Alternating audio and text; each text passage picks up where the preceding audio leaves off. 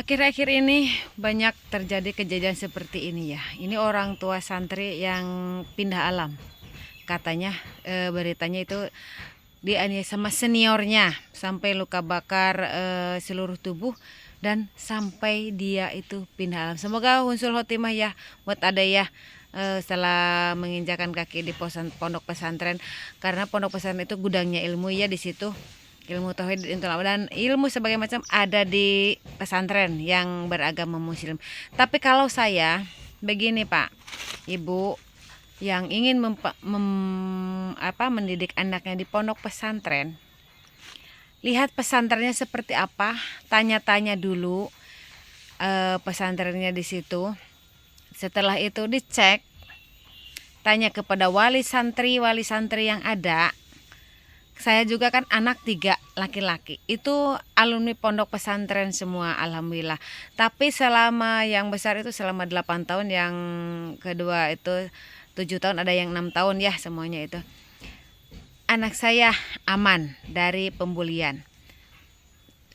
Cara efektif untuk mengamankan anak dari pembulian, mau di sekolah atau di pesantren atau dimanapun. Kalau pesantren emang pusat pendidikan keagamaan.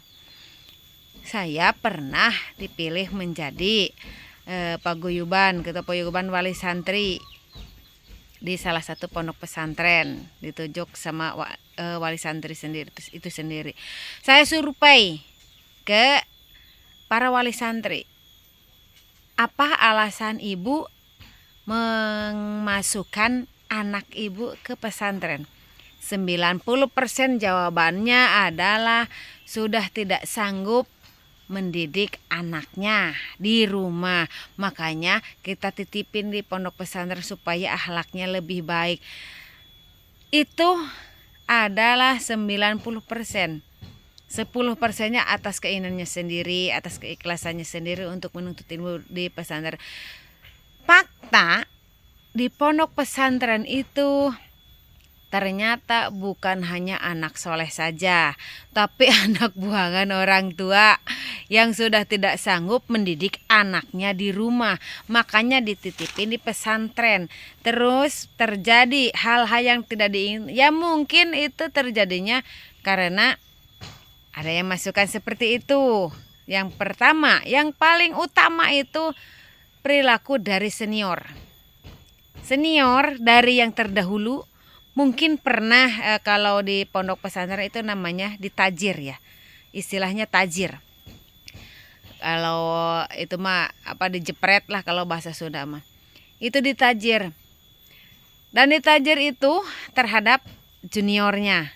Dan nanti juniornya itu akan, kalau dia naik menjadi senior, akan memperlakukan juniornya di bawahnya akan seperti itu juga, karena merasa dirinya juga dulu seperti itu sama seniornya yang di atas. Itu fakta. Yang kedua, kadang pimpinan Pompres atau para pengurus itu sering tidak ada di tempat. Yang ada di tempat adalah senior santri. Kalau di pesantren itu ada yang disebut keamanan santri. Di mana-mana tuh pasti ada yang disebut resan, ada yang disebut RC, ada yang disebut lurahnya santri. Itu udah ada di setiap pondok pesantren manapun seperti itu ya. Kalau yang anak yang soleh pasti akan menuntut ilmu dengan baik di situ dan mendapatkan ilmu. Kalau menurut saya dan cita-cita saya itu memasukkan anak di pendidikan Pompres itu bukan tidak ingin anak saya menjadi kiai, cuma saya ingin minimal untuk pembekalan dirinya sendiri agar tahu menjalankan kehidupan di dunia ini seperti apa menurut ajaran Islam. Toh akhirnya menjadi ustadz atau kiai atau ulama, alhamdulillah itu mah ya mungkin udah takdir dari Allah. Tips untuk aman menjaga anak kita untuk terhindar dari bully, saya nih ya. Saya yang besarnya udah usia 24 tahun hampir 25 ya, di pondok pesantren udah lama, udah dari masuk SMP itu udah ada di lingkungan Pompres ketika lulus SD. Tips aman bagi saya, mencari informasi yang tepat, Pampers mana yang cocok buat anak kita. Tanya anaknya juga.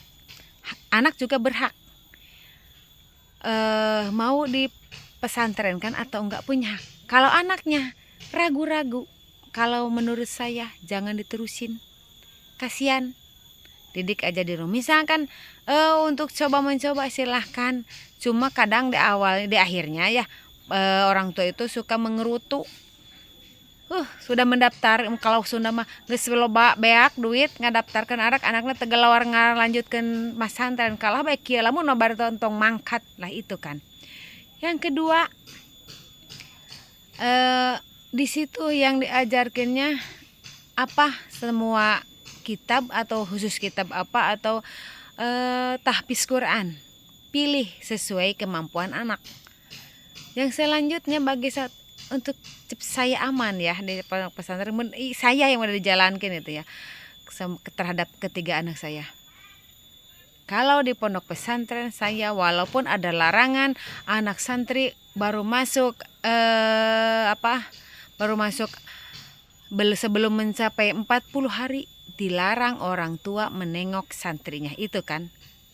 Maksimal 100 hari, minimal itu 40 hari dia untuk meminimalisir santri tidak betah atau ingin pulang. Kalau bagi saya itu tidak berlaku, Pak, Bu.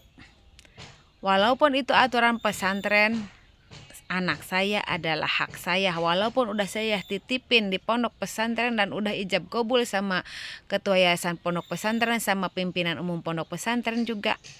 Bukan saya tidak percaya, cuma saya kurang percaya. Sebelum anak saya mapan di situ, sebelum anak saya bisa memperlihatkan eksistensinya di pesantren, kemandiriannya di pesantren, saya tidak bisa menaruh kepercayaan. Setiap 1 minggu sekali, bahkan pertama masuk saya 3 hari sekali saya kontrol, saya cek ke pesantren anak saya aman atau tidak. Dan biasakan anak curhat ke orang tua. Ditanya, minimal kita setiap masuk ke pondok pesantren, nengok anak, itu ditanya. Kegiatannya apa, ada apa, dan bikin kita itu menjadi garda pembela terdepan buat anak. Bikin anak itu nyaman. Jangan sampai anak itu merasa, lah kita kok seperti ini ya, kok kita ini dibuang. Bukan seperti itu, Bu. Dengarkan ketika anak curhat tentang pendidikannya di pondok pesantren, dengarkan, kita cerna inginnya seperti apa dan maunya seperti apa. Yang selanjutnya, kalau anak udah mulai mapan, lihat gaulnya dengan siapa, temannya siapa saja. Kalau udah waktunya libur, pengen libur, ajak temannya kita ke rumah. Kasih pengertian atau apalah gitu ya. Jadi si anak itu merasa nyaman dengan teman-temannya, dengan kita, dan temannya juga merasa nyaman dengan kita. Setelah mungkin dalam waktu 1 tahun, anak udah adaptasi nih. Udah menunjukkan kalau dia itu betah atau enggak, kerasan atau enggak, ada gangguan dari pinggir, depan, belakang atau enggak. Tipsnya apa?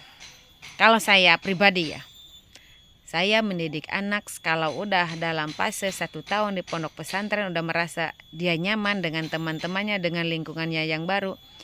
Saya bilang dan tanamkan ke pikiran anak saya, ke hati saya, kamu kalau di pesantren, kamu kalau mau kuat sekaligus, jangan lemah. Dan kalau mau berani sekalian. Jangan setengah-setengah. Bila kamu tidak mampu, panggil mama. Mama yang garda terdepan untuk membela kamu.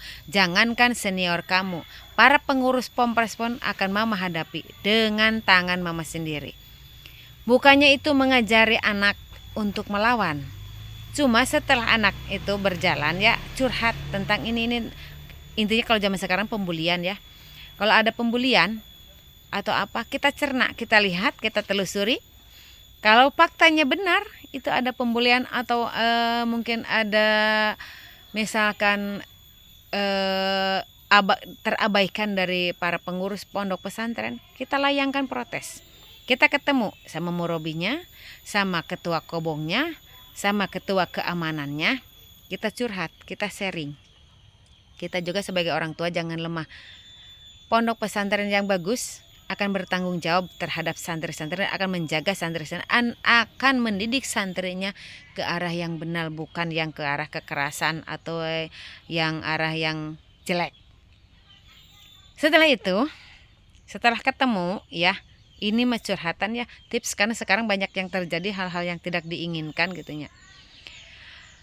Untuk bebas dari pembulian. Setelah itu kita sharing dengan orang tua.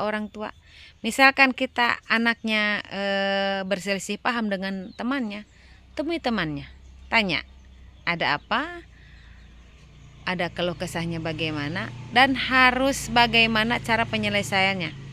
Karena begininya, walaupun pondok kita misalkan anak ada di pondok pesantren, itu namanya jihad fisabilillah. Tapi menurut saya, saya ini kan bukan alumni pondok pesantrennya, hanya seorang ibu yang menyayangi anak-anaknya. Kalau menurut saya, kalau ada terjadi hal yang tidak diinginkan pada santri kita, anak kita terutama ya, pihak pondok pesantren insya Allah yang dikirimkan cuma doa dan ucapan bela sungkawa yang berjudul turut berduka cita.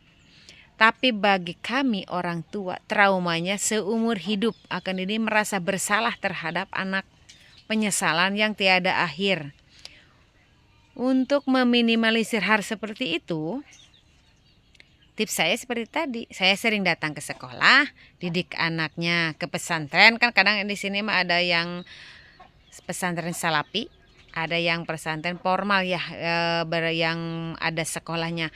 Kalau saya anak 3 itu yang 2 di pesantren formal yang ada sekolahnya, dari mulai SMP, SMK, kuliah gitu. Yang 1 mah salapi ya ada, tapi nggak begitu jauh sih dari rumah ke pondok pesantren, jaraknya cuma sekitar 1,5 jam lah kurang lebih kalau dalam keadaan berkendaraan cepat. Itu. Terus misalkan anak ngeluh, jangan kita begini, sabar ya nak, sabar, itu ujian dari Tuhan. Iya betul, itu ujian dari Tuhan. Tapi kalau saya, prinsip saya sebagai ibu, jangankan keluh kesah sakit yang berat, panas dingin sampai anak itu kalau bahasa Sunda mengajongkeng terkapar ya, sakit. Saya mah anak saya curhat ingusan aja misalnya, cuma keluar ingus aja, saya langsung sidak datang ke pondok. Saya lihat, saya cek kondisi anak saya bagaimana, apakah iya ini bisa dititipkan di pondok pesantren atau kita bawa pulang. Misalkan jatuh sakit, kan biasanya ada pemberitahuan dari pesantren, saya langsung datang ke situ. Kan kadang begini ya, oh nggak apa-apa bu, kita diurusin ini di sini, anaknya nggak bisa dibawa pulang gitu kan. Setiap pondok pesantren pasti begitu. Emang ada tim kesehatannya, ada yang bertanggung jawab. Fakta di lapangan, saya anak tiga, di salah satunya itu ya sakit anak saya. Katanya diurusin, ternyata anak saya terbaring sendirian selama 4 hari 4 malam. Tidak ada yang nemanin. Mau buang air kecil aja nggak bisa. Nggak ada yang bopong, nggak ada yang nemanin. Itu terjadi pada saya. Lalu saya minta anak saya mau dibawa pulang dulu. Setelah dicek itu anak saya pakai oksigennya 2 hari 2 malam. Karena katanya itu tidak sadarkan diri, terjatuh ketika mengikuti lomba sepak bola. Pada saat itu di satu pesantren itu yang anak saya pesantren di situ, anak saya tidak diizinkan untuk dibawa pulang. Katanya di sini juga dirawat. Saya bilang, saya lihat faktanya, di oksigen selama 2 hari 2 malam.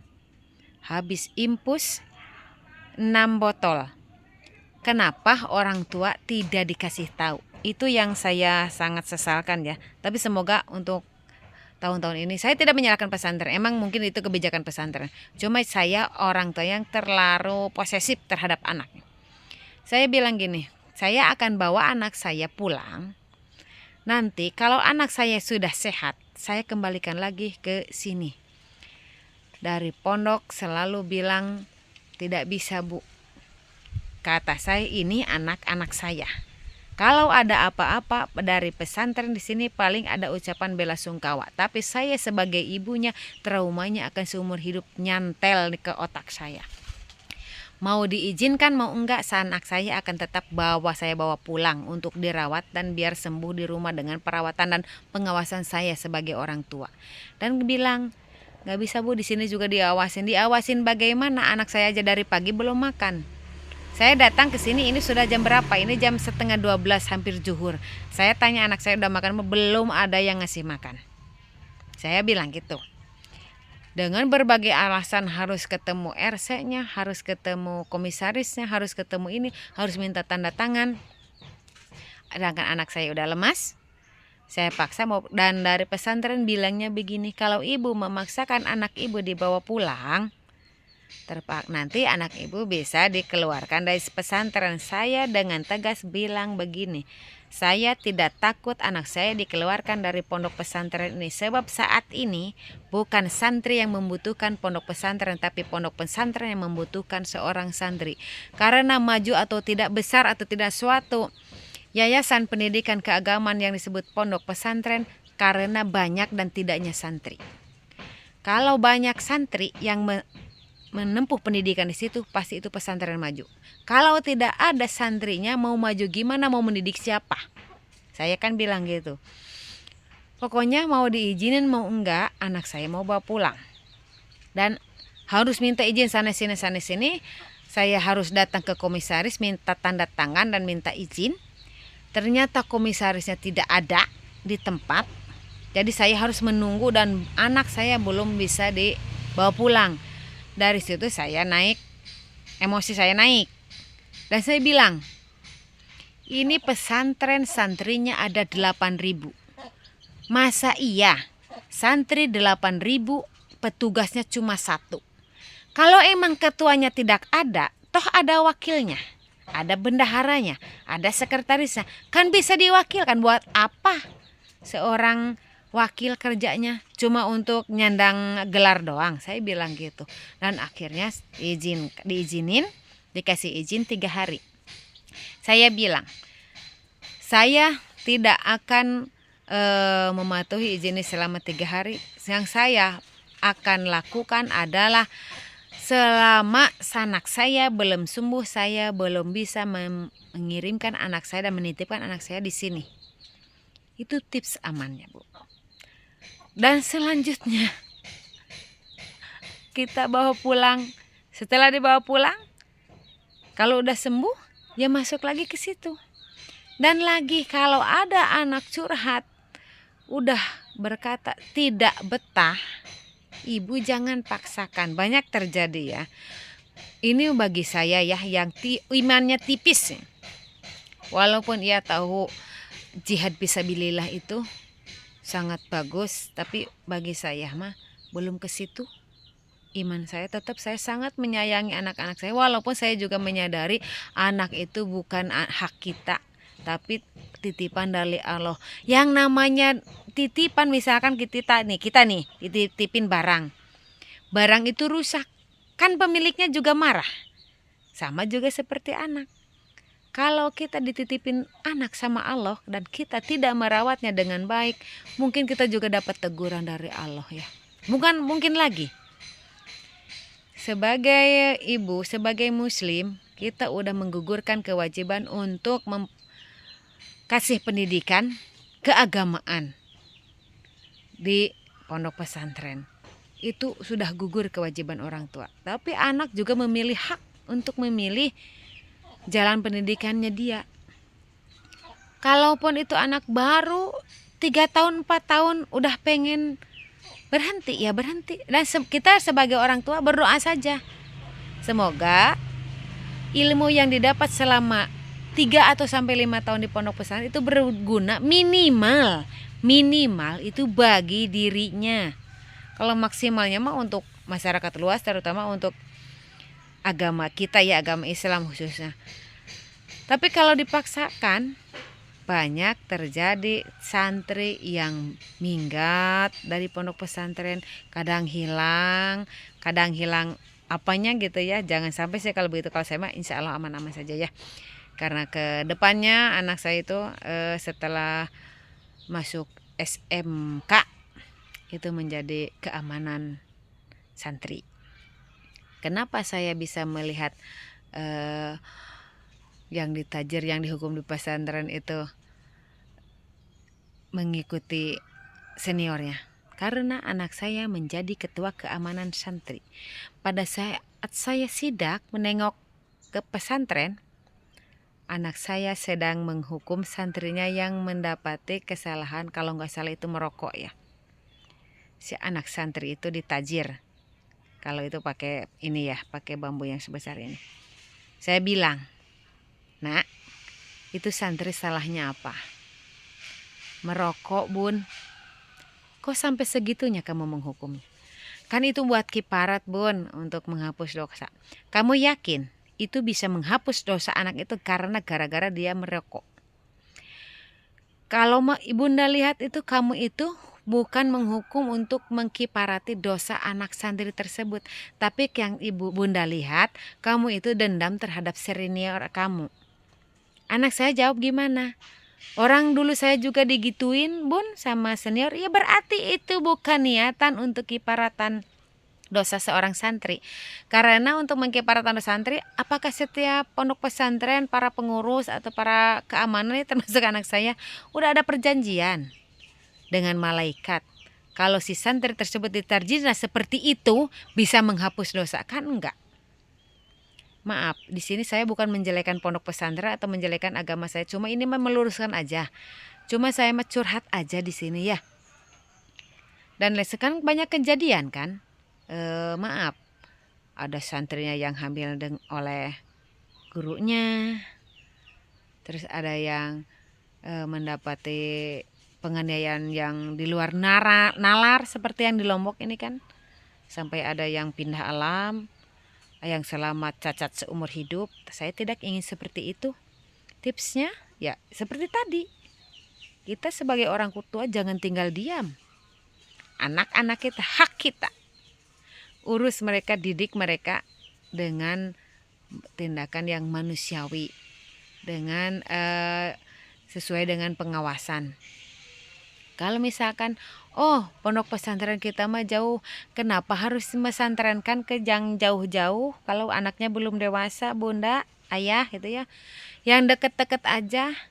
Kalau menurut saya ini pendapat saya ya, pengalaman saya. Santri mau dipesantrenkan dimanapun, mau pesantren itu berkualitas nomor wahid, itu tergantung santrinya itu sendiri. Kalau itu santrinya niatannya ingin ngaji, ingin menuntut ilmu dengan benar, di pesantren yang tidak bermerek pun, tidak berkualitas pun akan mendapatkan ilmu yang baik dan mendapatkan akhlakul karimah untuk santrinya. Kembali ke dirinya kalau menurut saya mah. Jadi kalau mau masukin anak ke pesantren, yang terjangkau sama kita minimal dengan kendaraan, dengan motor atau mobil lah yang dekat gitu ya. Kalau mobil mah mungkin harus yang jauh gitu. Jadi terpantau anak itu gimana, kebutuhannya apa. Kan kadang ada yang lost doll, percaya udah gitu. Di pesantren ini. Kalau saya mah nggak percaya, terus terang saya nggak percaya. Setiap 2 minggu sekali atau 1 bulan sekali saya tetap mengirim makanan untuk anak-anak saya. Takutnya di situ kelaparan. Namanya pesantren lah, yang ngasih makannya pagi dan sore.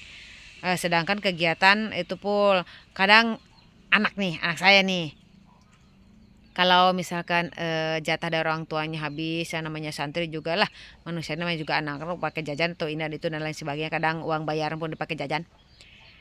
Itu belum sempat kita kirim. Anak pesantren berusaha untuk meminimalisir kelaparan itu dengan apa? Niatan puasa sunat, Bun. Betul enggak? Puasa sunat. Jadi puasa sunat santri itu bukan ikhlas dari hati untuk menahan lapar, Bun. Itu yang saya tahu dan saya ketahui luar dalamnya pondok pesantren, sebab saya di pesantren bukan 1 tahun 2 tahun, Bun. Bapak ya, saya yang besar sudah 8 tahun di pondok pesantren ya. Jadi udah paham luar dalam pesantren bagaimana ya. Ya mungkin hanya segitu dari tips dari saya tentang yang kejadian miris juga sih ya, di lembaga pendidikan keagamaan Islam kok bisa terjadi hal seperti itu. Mungkin tuntutan zaman ya sekarang, jangankan manusia ya, Nabi aja sama setan makalah, apalagi kita manusia biasa, walaupun itu seorang kiai atau ahli agama sekalipun, sama setan mah nggak kuat atau digoda amanya. Itu mah cuma buat arahan aja, ulat sharing aja buat bunda-bunda, ayahanda-ayahanda semua yang ingin memasukkan anaknya ke pendidikan pondok pesantren. Carilah pondok pesantren yang baik, yang tidak ada noda hitamnya, maksudnya noda hitamnya kejadian hal yang tidak diinginkan. Tanya anaknya juga. Dan yang saya kasih ini tahu ya, yang terjangkau supaya kita bisa lebih efektif untuk melihat dan menengok anak kita sedang apa di situ, sedang ada apa, dan ada dalam keadaan sehat walafiat. Ya, terima kasih. Assalamualaikum warahmatullahi wabarakatuh.